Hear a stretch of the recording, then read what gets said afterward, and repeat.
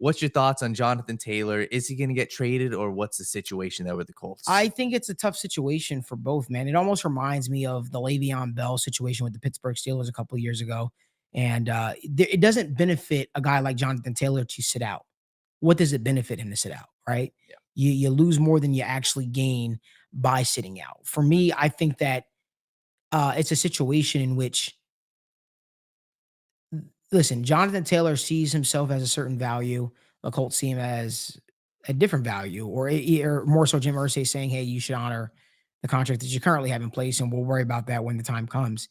And I think that both sides could have handled it a lot better. To be honest with you, I thought it was very immature of the way Irsay handled it on Twitter. I don't think that these things should be handled on social media. I think these things should be handled behind closed doors, because I think that once you take it to social media, all the respect goes out the window. I think all love gets lost throughout this entire thing, and I think it's very hard to sort of put those things behind you and pretty much work towards a common goal, which is ultimately bring a championship to Indianapolis. And I think I just think it's a tough situation overall, man. But I don't think that Jim, especially Jim being the owner of the Colts, there's a better way to handle that. Because here's one thing that people aren't talking about. You've got to wonder. I understand this is a Jonathan Taylor Colts thing, but he made it personal, right? Jim Irsay made it personal.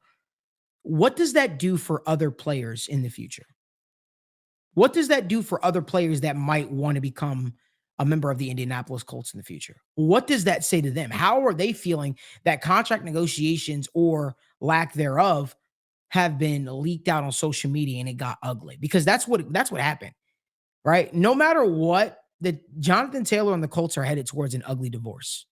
They headed towards an ugly divorce. And my thing is, it didn't have to be this way. It could have been respectful. It could have been handled with respect, but it wasn't.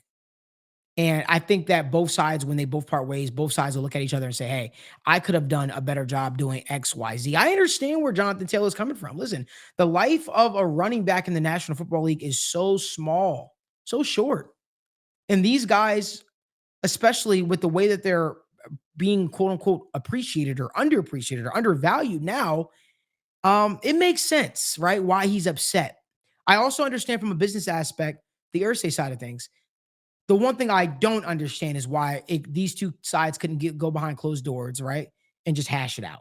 It got ugly. Owner got involved. Agent got involved. Player got involved. Fans are now involved. League is now involved. And that's never something that you want to see happen.